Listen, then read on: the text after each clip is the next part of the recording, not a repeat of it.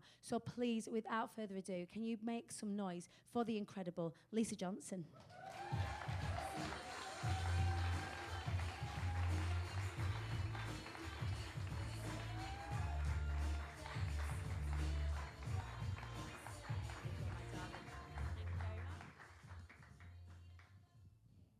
Hi, I feel we need a chat.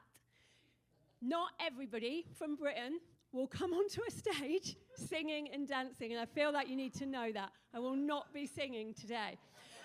In fact, I've come to some of your US events before, and I've seen the people come on, and they're high-fiving people as they come through. I've seen it all, and I'm the one at the back. Like, everyone gets up dancing, and I'm the one doing this at the back, pretending that I'm not from Britain, hiding at the back. So, let's talk about money. Who here wants to make millions? Good. That's a good start, because that's what we're going to talk about. Now, if I say that in the UK, this is why I bloody love America. If I say that in the UK, I'll get some eye rolls. I'll get some like, oh, she's talking about money. But here, you're all like up for it. So I feel like I'm in the right place. So let's talk about it. So I'm going to teach you how I made 28 million from a start of 30,000 in debt in the last 7 years. Thanks. I'm just going to get my story out the way in about 3 minutes, and the only reason I'm even going to tell you this story is because so many times when people came on a stage and said, right, I'm going to tell you how I made money, I'd sit there going, it's all right for her because, and I'd make up some weird reasons, like her husband probably gave her the money to start with, or she's probably got rich parents, or she was a size 6. I don't even know why that was one, but it definitely was, and therefore I can't make money. And none of it was true, and it stopped me for a long time. So I want to just tell you a little bit about my life. I grew up in poverty in a little council estate in England. I think you guys call it welfare. I've been like learning the lingo. So I was a single parent. My father brought me up, and we were poor. We had no money, and that was okay because I didn't know any different. And then at the age of 11, I got a scholarship to a private school, which was great, apart from I was bullied mercilessly from that day for being poor, because everybody had money at that school, and we didn't. I was the one in the lunch line with the free ticket for meals. And so I got bullied and decided to leave school very, very early. And so what I did, I went and got a job for £35 a week as an office junior, and I clawed my way up a corporate ladder and eventually landed in investment banking as a risk analyst in Canary Wharf in London. And then while I was there, I accidentally got pregnant while going through a divorce, and kids weren't really on my radar. And so when I went into the doctors, and the doctor said, oh, yeah, you've got twins. Of course I have. And so there I was, suddenly, single parent of twins. And although I'd made this nice little life for myself, I had to go back to square one. So I went back 15 years and became an admin assistant again on around 20,000 a year. And while I was there, I got a bit bored. And so I thought, how am I going to make some money? I'm going to start a side hustle. So I started a side hustle. I didn't know anything about business, though. So this was also, by the way, a bit later in life. I was 40 when I started making any kind of money. So I decided to have a wedding planning business because I've seen J-Lo films and there's cake involved and a load of other reasons that probably shouldn't have been the reasons to have a business, but I did it. And although we did lots of weddings and we did quite well, I knew nothing about business, so I made no money. It took years of grafting. And eventually, I decided one day I either needed to work out how to earn money properly in this wedding business or just give up. My whole family is in generational poverty, so it's okay if I don't make any money, if I'm always in debt, like that's all I'd known anyway. But I decided to read every book in the library about business and try and make it work. And I did. 8 months later, I was making the same amount of money in my business as in my job, and I was able to leave my job. And then people started asking me after a couple of years how I'd done it. I started teaching them how I'd done it and realized very quickly it's much easier to teach people how to make money in business than it is actually to have the wedding planning business where I never saw my kids. And so that's what I did. I started a business, and it was called Lisa Johnson's Strategy. And I started teaching people all the mistakes I'd made in my business and all the things that had gone right and all the stuff that I'd learned from books. And realized after the first year, I was doing okay, 220,000 a year I made in the first year. That was more money, by the way, than I'd ever seen in my lifetime. And so I felt pretty good about it. But I was working from 6 o'clock in the morning till 11 o'clock at night. That wasn't really what I signed up for when I wanted to spend more time with the kids. So now I was listening to a podcast where two people were arguing about passive income and recurring revenue. I quite like it when people argue about things, so I listened. And thought to myself, well, actually, if this ends up being true, this could, solve things for me. So I decided to put half of the money that I'd earned so far into learning everything that I possibly could about passive income streams, and I tried them all. Cryptocurrency, drop shipping, courses, affiliate marketing, tried them all. By the end of the second year in my business, instead of working 80 hours a week and never seeing the kids, I was working about 30 hours a month, and I was earning over $1 million. And that's when, thank you. And that's when I kind of went, this is what people need to know how to do. So that's what I started teaching people, and then really good things happened. Private jets happened, amazing holidays. I had a Sunday Times bestseller with my first book. I got to speak on amazing stages around the world with people like you. And it went well, and eventually I made 28 million. So that's the story. And now I'm going to tell you how, because that's the more important bit. They're the kids now. They're 13 now. Managed to knock Stephen Bartlett off the top spot. That was like an ambition of mine. Let's work out how. So here's how I actually did it. And you can take a screenshot if you want. You can buy courses that I've got in all of these different things.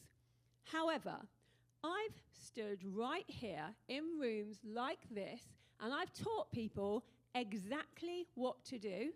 And then a year later, those same people are sitting in the exact same room, and they haven't done any of it. And they've made no money. So I might disappoint you, because you probably won't make 28 million. You probably won't make one. But it's not your fault. It's because people are telling you the strategy, but they're not telling you the foundations that undermine all of those things. So this is the strategy. I did find a niche to be known for. It was passive income. That's kind of what I'm known for, recurring revenue. Doing memberships and courses online. I basically help people with whatever knowledge they have, monetize it online. And now that could be how to potty train twins. It could be how to get around Disneyland with an under 5, or it could be how to use Instagram. It really doesn't matter. I've had people make millions from all the things. The second thing I did was I trademarked a system. Mine's called the cash system. It meant that no one could do what I did. The third thing, I grew a really loyal audience online, some of which are here today. And growing a loyal audience is very, very different from growing an audience. Big is not always better. It is sometimes, but not always. Then, I went too quick. I told you I'd go wrong with this. I started using affiliate marketing in a different way from how I'd seen it used before. I saw people doing affiliate launches with courses and all pretending they were best friends. My bestie has brought out this new Pinterest course, and I'd love you to buy it. And they've never spoken before. And I think audiences are smart. I think they know that that's all bullshit. And so I decided to do it a different way and use the people who had actually done my courses, made lots of money, and they could sell it, even if they had an audience of less than 100. That worked. That meant £2 million every single year in a week, every time I launch, and it still does. And then I launched really well with integrity.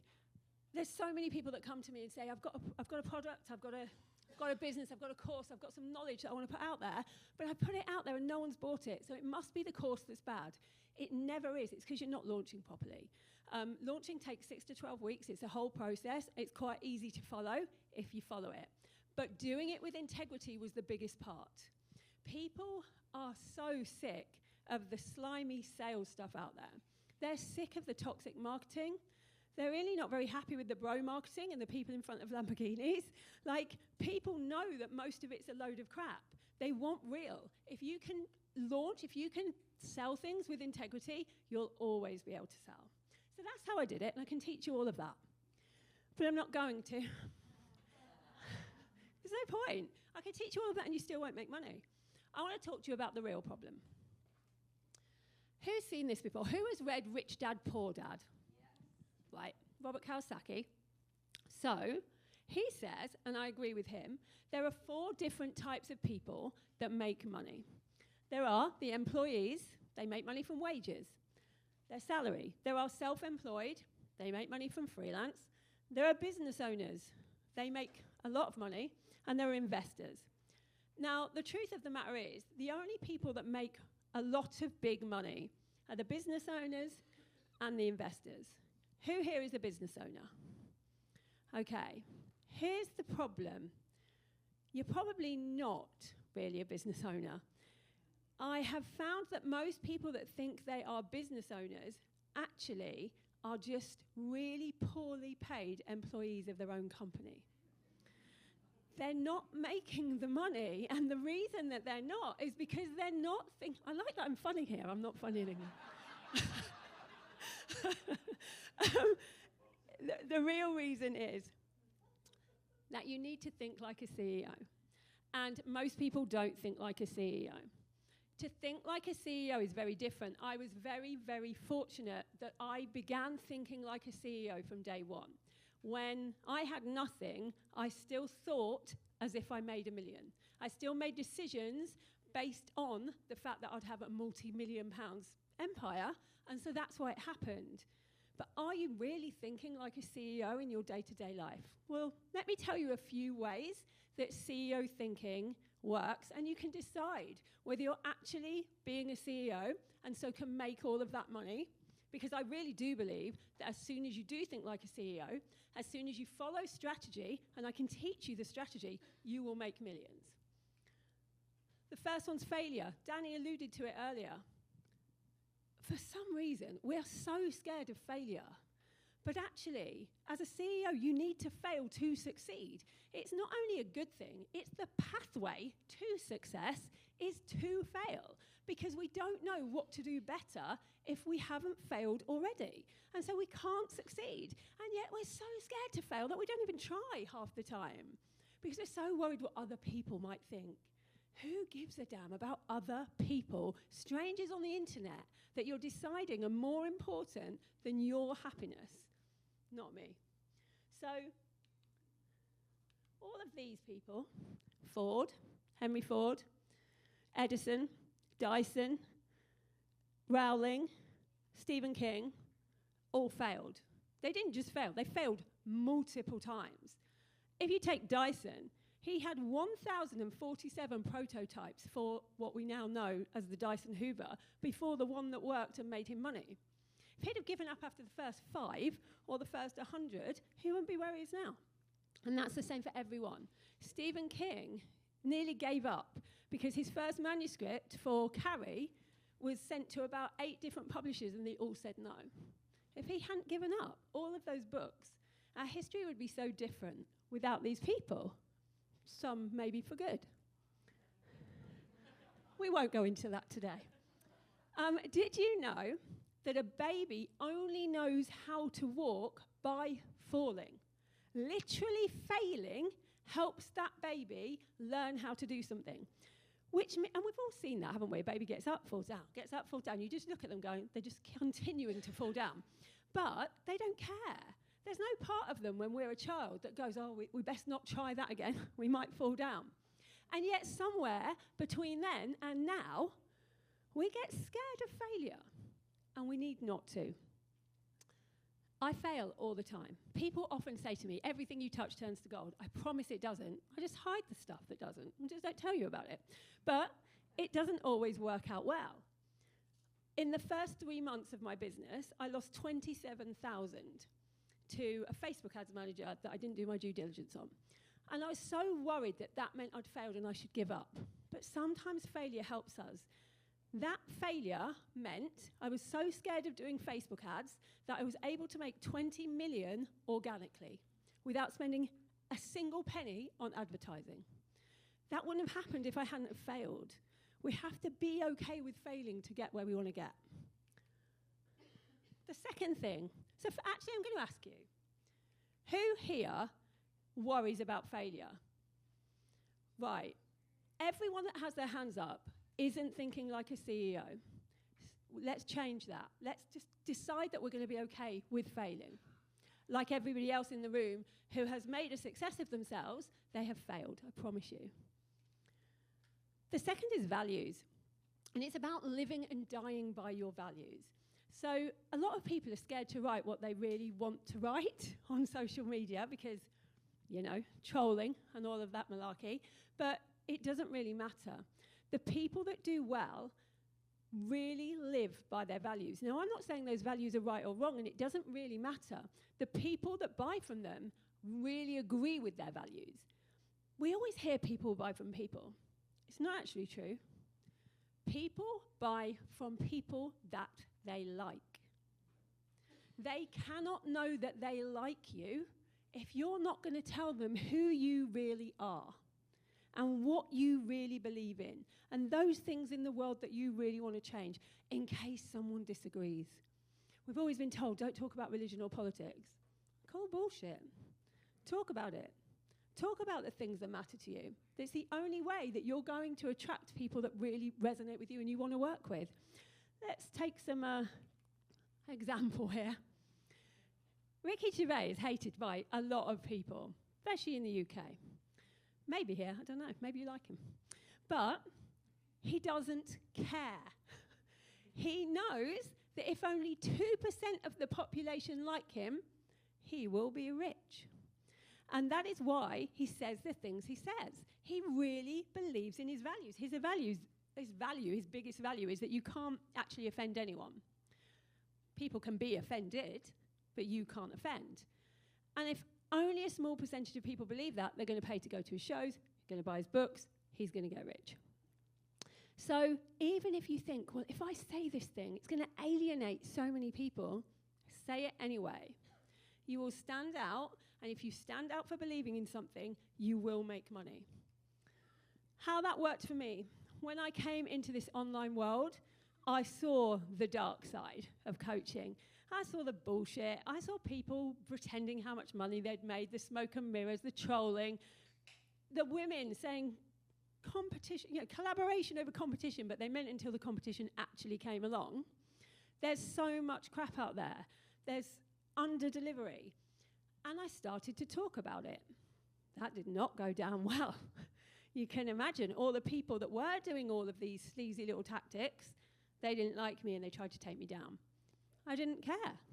The more that I talked about it, the more people came to me and said, I was burned by someone doing that. And then they only bought from me because they had trust. And we all know that people need to trust you to buy from you. And so talk about the things you care about. We know this person here, don't we? The next thing that CEOs do is they forward think while doing present action. What this means is, yes, you need to secure money for now. We need to be able to live right. But actually what you need to be doing is thinking about what's going to happen eventually and planning towards that. So, if you're doing something now, but actually the thing you really want to do is going to take you a couple of years, work towards it.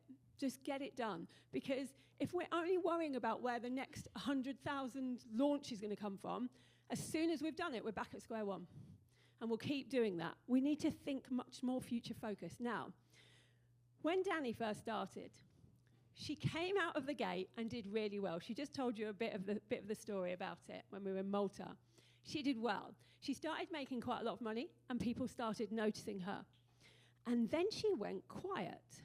And people were saying to me, and I could hear people talking about it, Danny did really well, but she's another one of those people that have come and gone. They've come in, and now she can't do it again. So she's just being really quiet. Things must have gone wrong for her. But I knew what she was doing. She had got the money she needed to keep herself safe for now, but she was working on the big goal.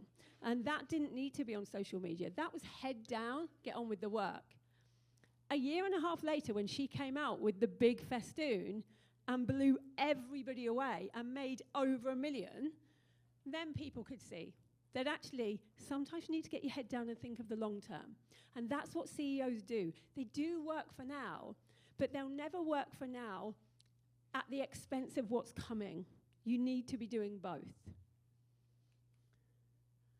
It's a big one. Don't get distracted. I don't even mean procrastination. We can get distracted by everything. We can get distracted by the news, the economy, politics. We can get distracted by someone saying something mean about us in a Facebook group. There's so many things we can get distracted by that take our energy away from the big focus. If you know what you want, if money is your big thing, if you know that you want to change lives and impact people, you can't get distracted. You have to decide that, like this horse, you're going to have blinkers on and you're only going to look forward. CEOs do that. They know.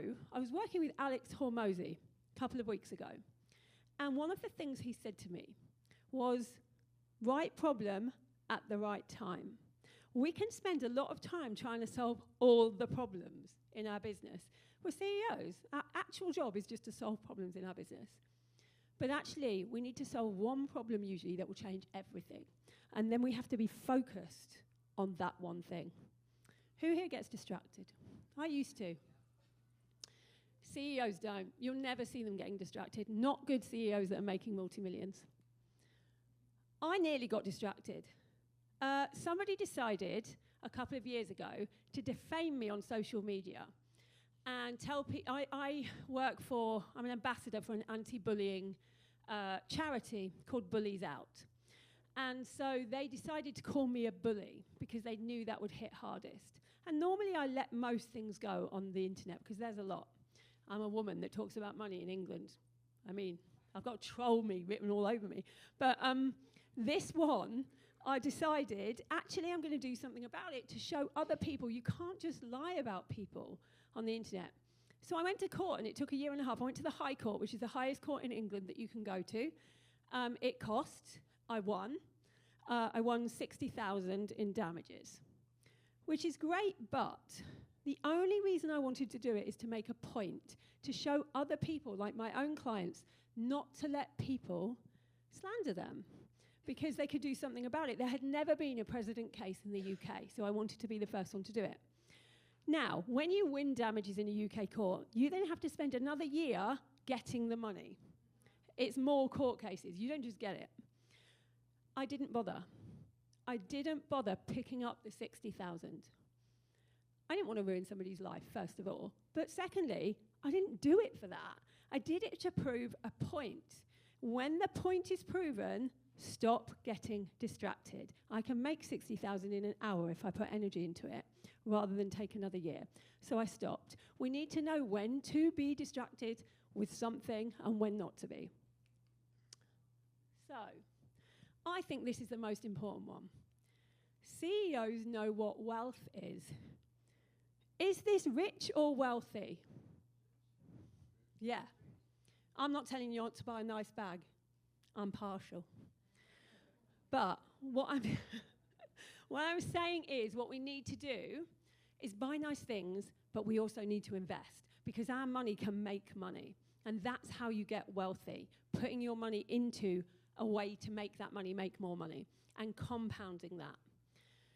And so when we see all of this on social media, we can go, oh, they're so wealthy. CEOs know that's not wealth. That's rich. We want to become wealthy so that if anything happens to you, there's still money coming in. So just sort of know what you're aiming for long term. But here's where things got interesting.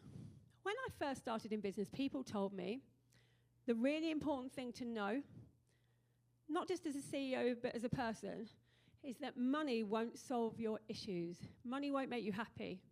You try telling that to somebody with 2 babies that's 30 grand in debt. I didn't listen to a single word. I was like, pretty sure I'm going to be happy if I make money. And so I did, and I ignored them. But actually, they were right. On every single psychological need chart that you can find, whether Maslow or Tony Robbins or anybody else's, it shows that actually only the first 2 are usually about money. The top one, self-actualization, is about what you do for others and how you're changing things in the world.